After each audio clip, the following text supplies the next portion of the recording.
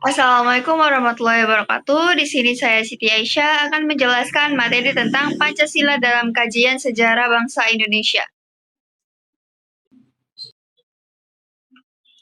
Untuk yang pertama, saya akan membahas tentang pengertian dan pentingnya Pancasila dalam sejarah Indonesia.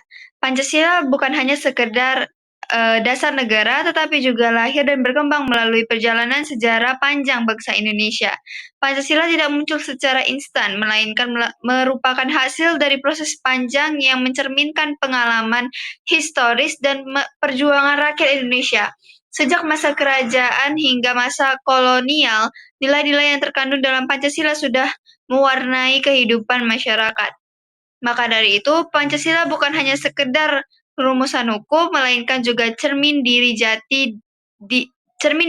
jati diri bangsa Indonesia yang terbentuk dari sejarahnya sendiri. Memahami sejarah Pancasila penting untuk menjaga identitas bangsa dan mencegah perpecahan. Dengan mempelajari sejarah lahirnya Pancasila, kita dapat melihat bagaimana nilai-nilai tersebut telah menjadi pemersatu bangsa yang sangat beragam. Ketika masyarakat memahami akar historis Pancasila, mereka akan lebih mudah menerimanya sebagai identitas kolektif. Hal ini penting untuk menjaga persatuan dan menghindarkan bangsa dari perpecahan akibat perbedaan suku, agama, dan pentingnya politik.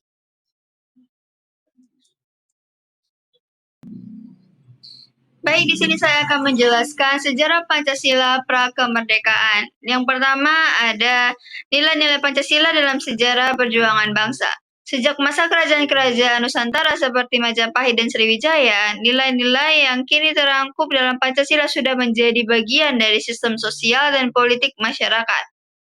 Yang kedua, ada perjuangan bangsa Indonesia melawan penjajah. Dalam menghadapi kolonialisme Belanda dan Jepang, rakyat Indonesia menunjukkan keberanian dan solidaritas yang luar biasa.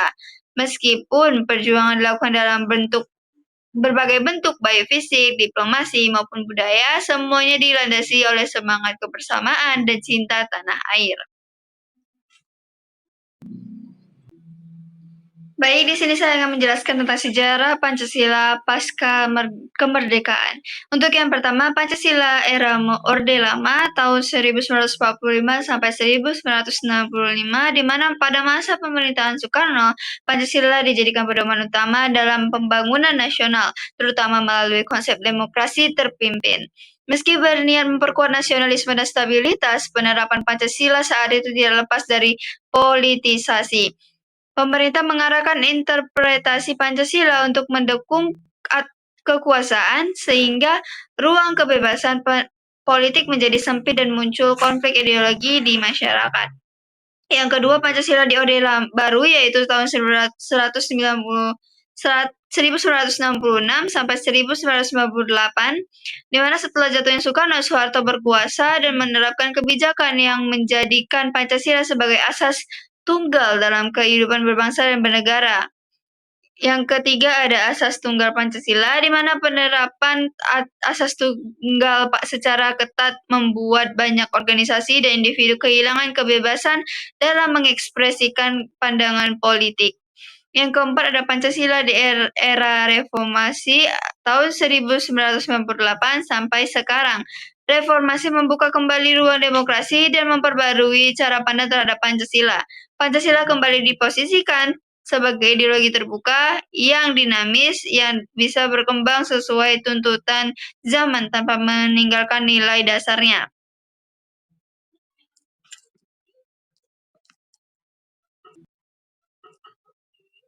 Baik, secara keseluruhan dari materi ini, Pancasila lahir dari sejarah panjang bangsa Indonesia, mulai dari masa kerajaan penjajahan hingga era modern. Nilai-nilainya seperti persatuan, keadilan, dan kebersamaan sudah mengakar sejak tak sebelum kemerdekaan dan menjadi kekuatan moral dalam perjuangan melawan penjajah.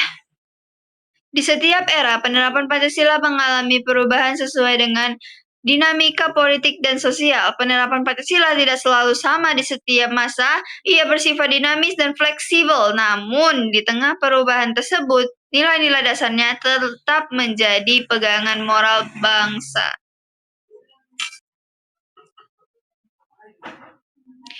Baik, sekian materi dari saya, sekian penjelasan dari saya. Semoga itu bermanfaat untuk kita semua. Assalamualaikum warahmatullahi wabarakatuh.